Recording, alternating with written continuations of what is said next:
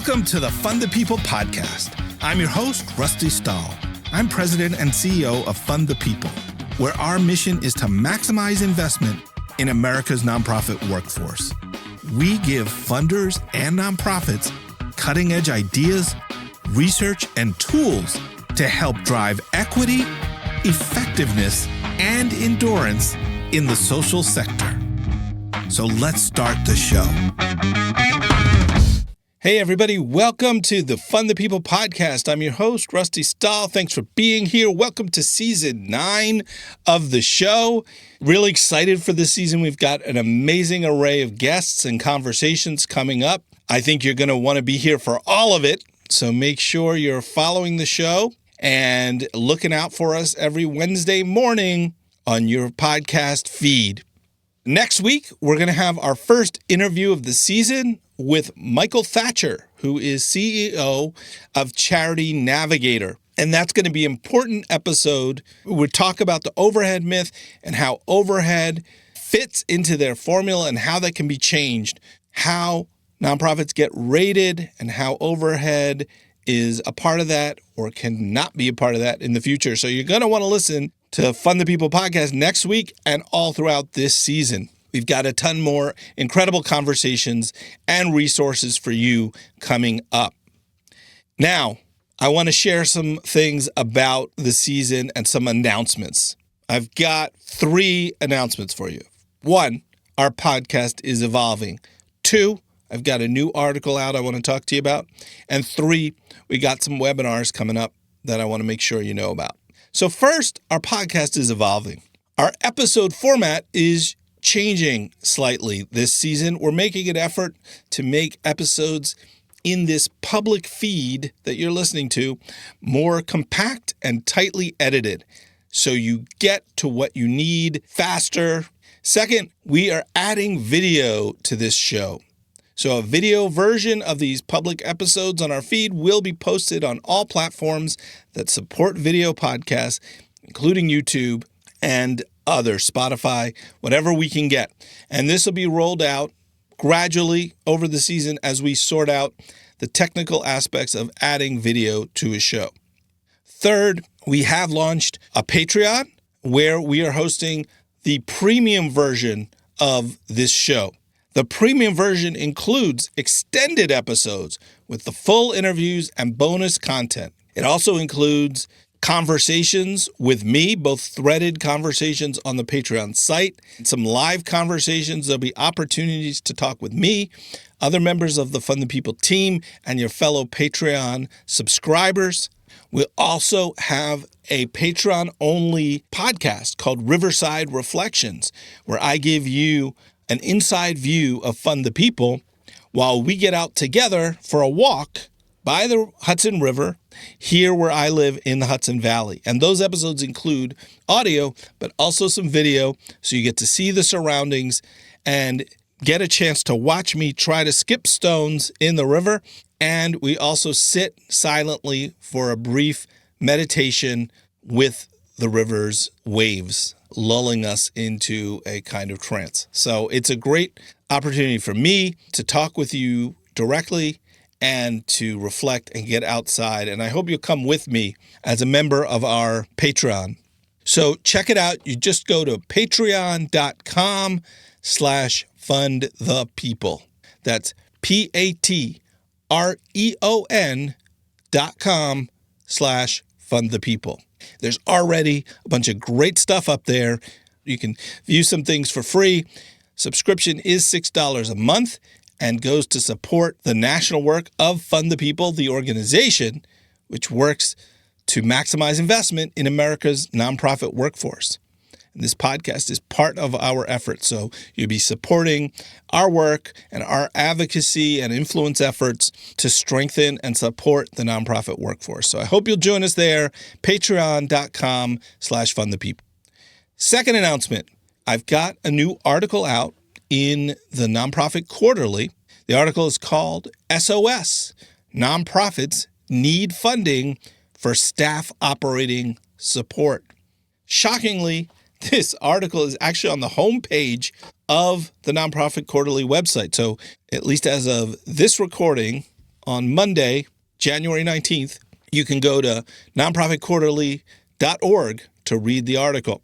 I'd appreciate it if you take a look, share it with your colleagues, email me if you've got any feedback, and I may write more if I have the opportunity to do so in the quarterly. So email me if you have ideas for articles.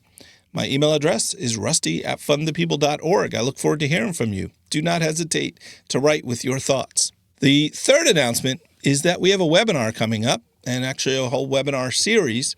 The first one is going to be on February 12th from 1 to 2 p.m. Eastern, and that's going to feature friend of the show, Alicia Smith Arrilaga, the Vice President of Research at the Center for Effective Philanthropy. And Alicia is going to walk us through their new research on the state of nonprofits, burnout, money, etc., and what funders need to know about what's happening in the nonprofit community. And there's really some important data in here about the disconnect between how funders see what's happening, how nonprofits see what's happening, what they all think should happen. So please join us February 12th, 1 to 2 p.m. Eastern, 10 to 11 a.m. Pacific. We will be getting this webinar info up on our website soon. But for now, if you want more information, be sure to join our mailing list. Go to fundthepeople.org/#connect to join our mailing list. That's fundthepeople.org/#connect. And we'll share more information on future episodes of the podcast as well. We've got more webinars that are going to come up in March, April, and May. So stay tuned and make sure you join our mailing list to get that information. Now, today on the show, I want to speak with you about the Martin Luther King holiday this week and how activists are being branded as terrorists, and some folks who are using terror and violence are being rebranded as activists. As we go into this year, there's some conversation in the field about how do we create a positive narrative about the nonprofit sector to counter the negative narrative that's been blasted out through the bully pulpit of the White House and their friends in Congress and in the administration.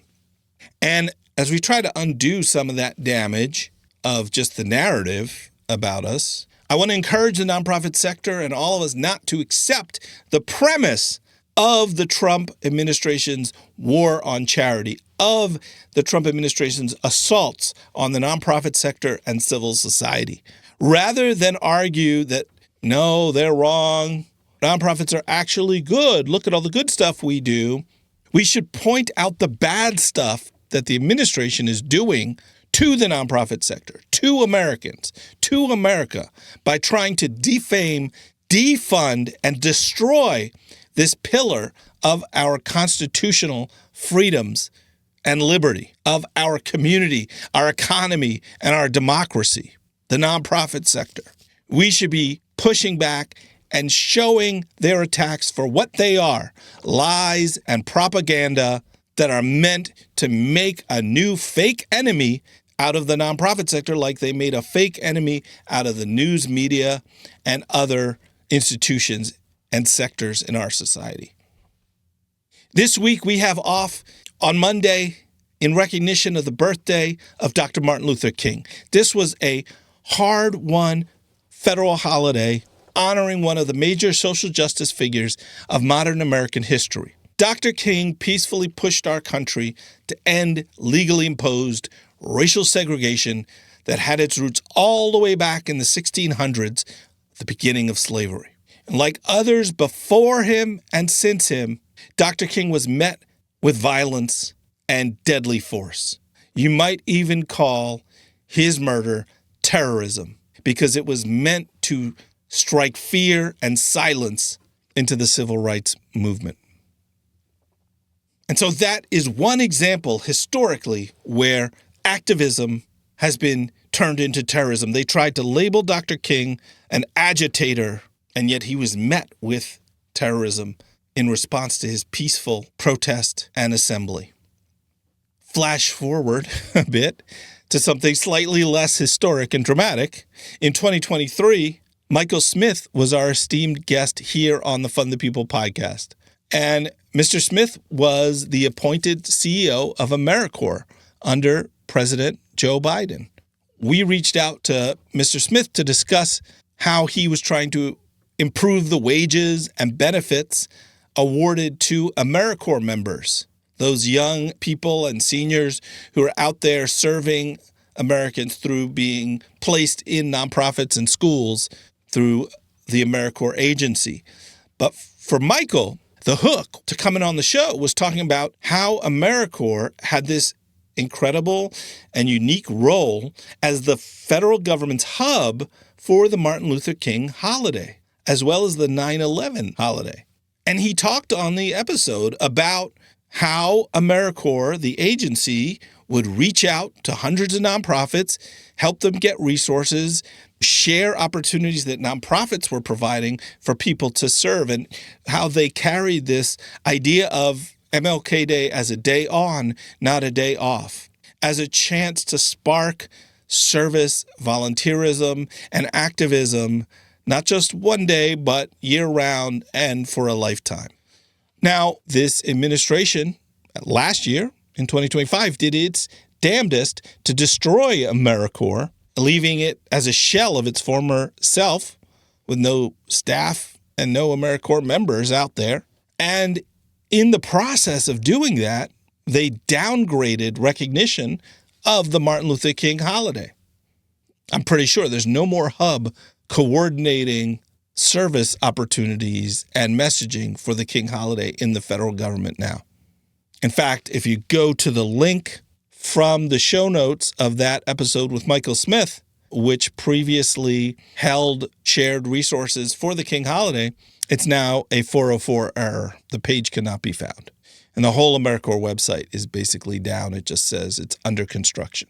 In the show notes for this episode, I'll put a link to the Michael Smith episode, which is worth a listen to hear from Michael about how he thought about AmeriCorps and its role in working with nonprofits and with the federal government on the King holiday.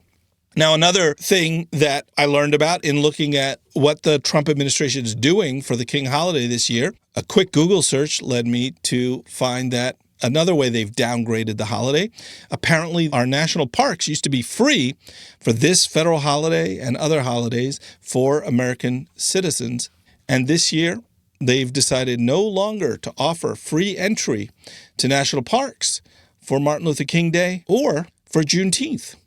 All the other federal holidays are still free to go into these national parks. So there you have it, a minor but significant slight to the African-American community and to our history and the history of civil rights and freedom in our country. Of course, what's going on in our country right now, aside from the King holiday, is this administration has been using lies and propaganda in an attempt to frame anti-ICE protesters and progressive activists and philanthropic funders and nonprofits as terrorists or terror-supporting organizations.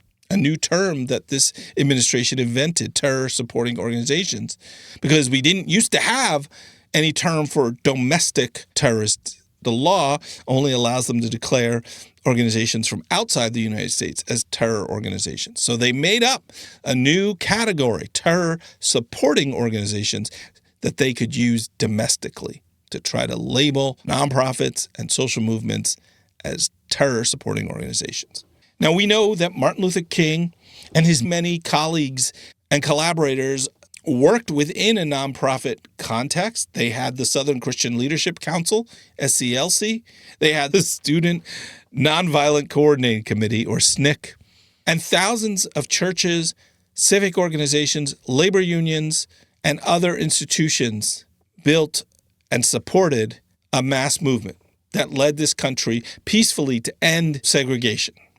And again, those organizations, those people were accused of being agitators, troublemakers. They were spat upon, they were bullied, they were beaten, and in some cases, they were murdered.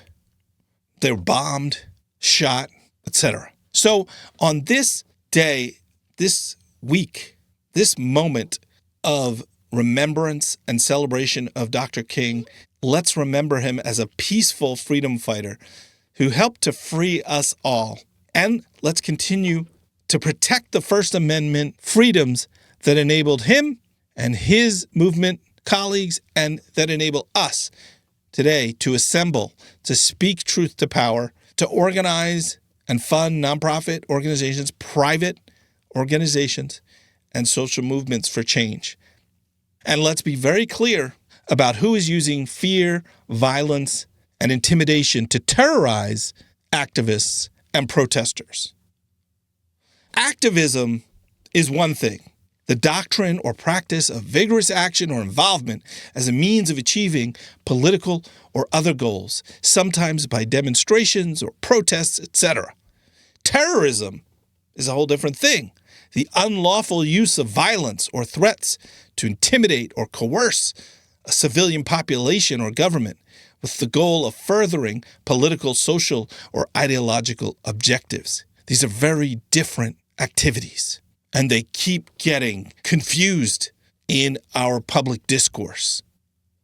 So when the right-wing torch-bearing march happened in Charlottesville and the protesters against that were attacked, and when Heather Heyer was killed by a vehicle that slammed into the crowd of counter-protesters, the president said there were good people on both sides. He diminished the murder. He diminished the hate coming from the torch-bearing, chanting, blood and soil right-wing demonstrators.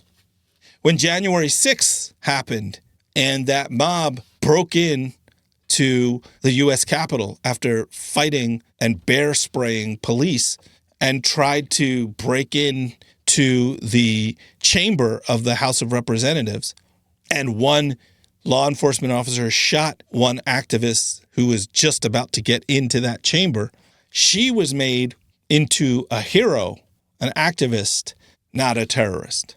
And those protesters, those rioters, that violent mob was first let go. Then the government found them over time and put them on trial. And those who were guilty of breaking the law were found so in the courts.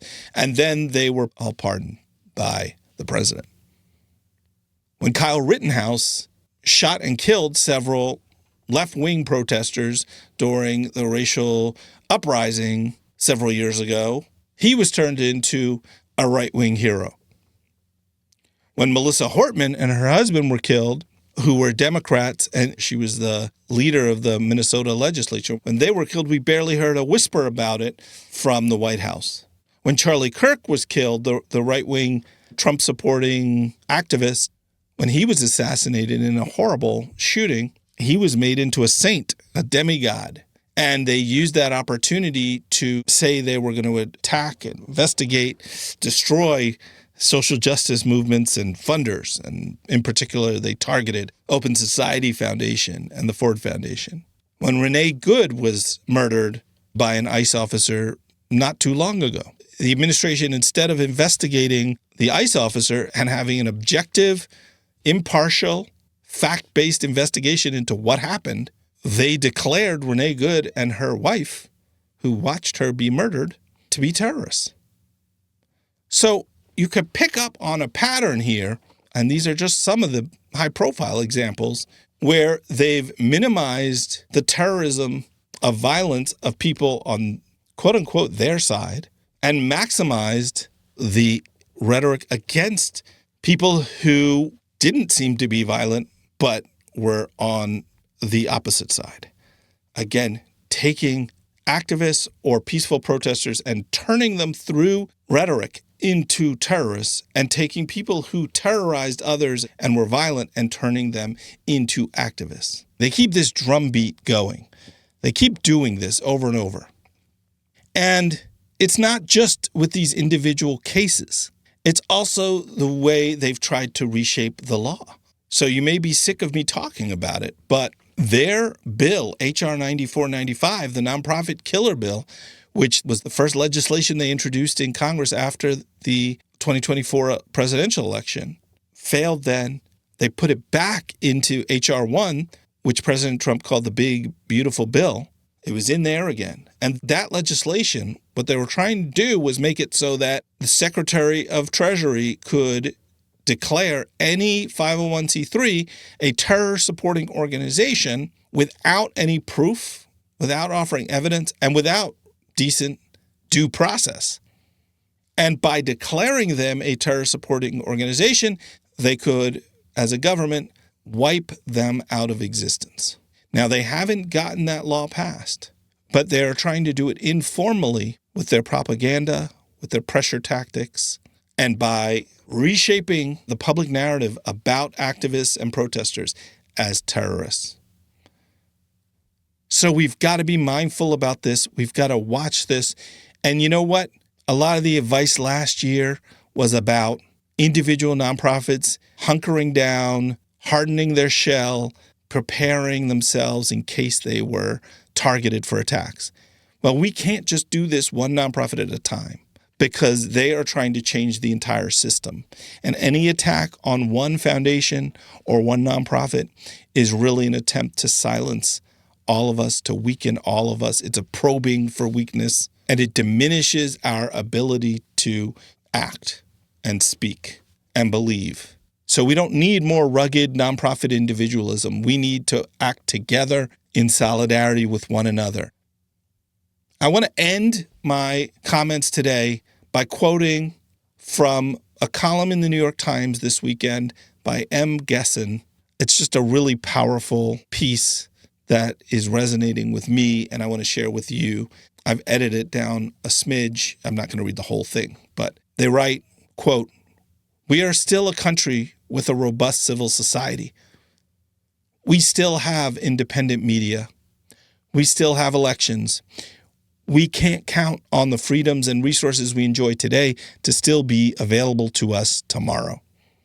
Ask anyone who has lived in a country that became an autocracy, and they will tell you some version of a story about walls closing in on them, about space getting smaller and smaller. The space they are talking about is freedom. In Russia, mass protest used to be possible. Then mass protest became impossible, and the only option was what we called the one-person picket, a person standing alone with a sign. Then people started getting arrested for standing alone with a blank piece of paper, for liking something on social media. Russian journalists used to know they could write freely as long as they stuck to culture and avoided politics. Now a person can get arrested for performing a tune by a band songwriter. Of course, the column goes on, the United States is not Russia or Hungary or Venezuela or Israel or any of the other democracies that have turned or are turning themselves into autocracies. But now is the time to focus on the similarities and try to learn from the ways other countries have cracked down on protest, eviscerated their electoral systems, limited their media freedom, and built concentration camps. The only way to keep the space from imploding is to fill it, to prop up the walls, to claim all the room there is for speaking, writing, publishing, protesting, voting. It's what the people of Minnesota appear to be doing, and it's something each of us needs to do right now while we still can." End quote. That is just so powerful. I'll just say this line again. The only way to keep the space from imploding is to fill it, to prop up the walls, to claim all the room there still is for speaking, writing, publishing, protesting, voting. And it's worth noting, folks, that we did have the government break into a journalist's home and raid it and take away tech like laptops or phones to try to find the source of some article that was like a leak about something the government did. That is not normal in our country. So there's a lot of space that is collapsing or getting smaller and smaller and smaller. And we need to be aware of it, and we need to prop up these walls. So if you are a peaceful protester or a peaceful activist and you get called a terrorist or an agitator, something like that, maybe you're doing something right. Because strong men who are weak are terrified of the moral power of peaceful activists and protesters, which means we need to keep speaking out. We've got to use our First Amendment rights to keep our First Amendment rights. And while we do it, we've got to keep our own tanks full, take care of ourselves, and take care of one another. I will talk to you again soon. Thanks for being here. Keep listening to your Fund the People podcast.